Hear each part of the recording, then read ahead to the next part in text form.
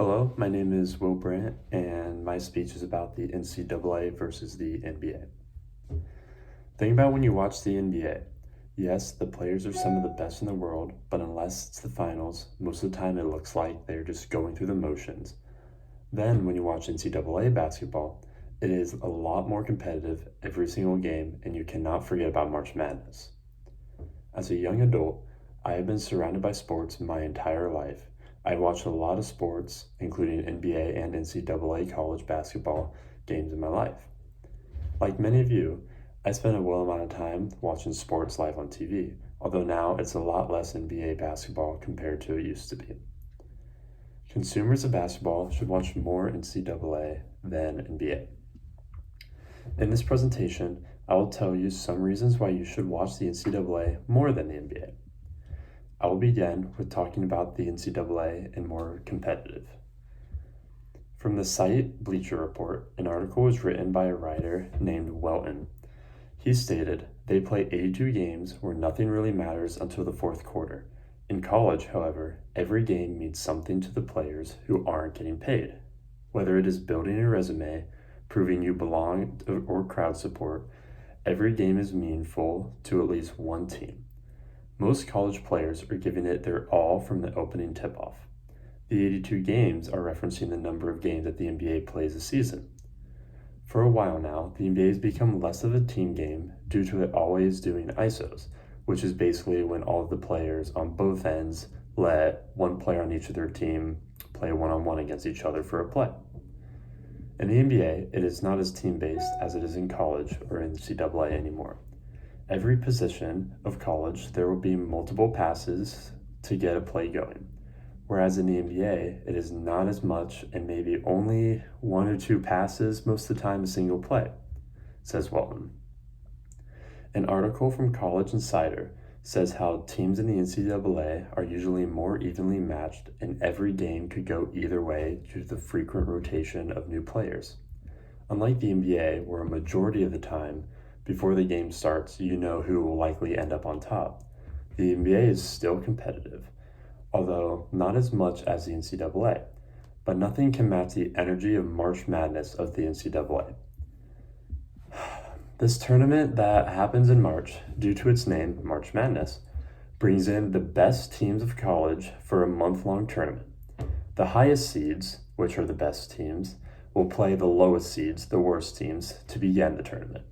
And although the low seeds are on the lower tier teams, there are still upsets that happen, and when they do, it is a sight to see. According to Statista.com, earlier this year from the 2023 March Madness tournament, the viewership of the finals was an insane number. Just on CBS alone, there were 14.7 million viewers watching. Although, compared to previous years, this isn't even close to how big it's been in the past. Back in 2015, there was 28.3 million viewers for the March Madness Finals. The NBA's only big tournament is their finals for the championship, which is a major event, although majority of the time in recent years, with my experience and people that I know, if you could only watch March Madness or the NBA Finals, they would choose March Madness. According to an article on Hillsdale Collegian, the total viewership of this past March Madness was about 1.3 million more than the NBA Finals this past. Compared to the NBA players, NCAA players need to always be their 100%. NCAA players have more of an incentive to play.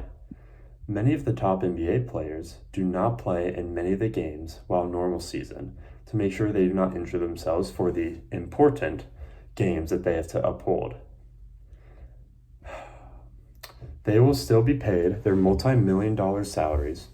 According to the article by ESPN, they rest players even if they are okay to preserve them for the important games later on. NCAA players, unless with a valid reason, will be playing in their games. The top players at these colleges are on scholarships, and if they do not uphold their contract, then they will not be allowed to play for the team anymore, or would now have to play for college while paying.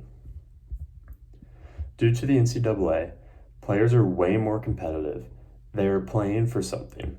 They could very well then earn a scholarship if they do not have one by the end with the amount that they're playing. In conclusion, I have explained why you should watch NCAA basketball over the NBA. Due to being more competitive, March Madness, and how players will always give it their all in the NCAA. Therefore, consumers of basketball should watch more NCAA basketball. I encourage you to begin to watch the NCAA rather than the NBA if you are not already. As you turn on your TV to watch basketball, I encourage you to think back and remember, why should you turn the channel with an NCAA college ball instead of the NBA? No one wants to watch a slow, boring game when you can easily go to a college game and it'll always be a lot more exciting.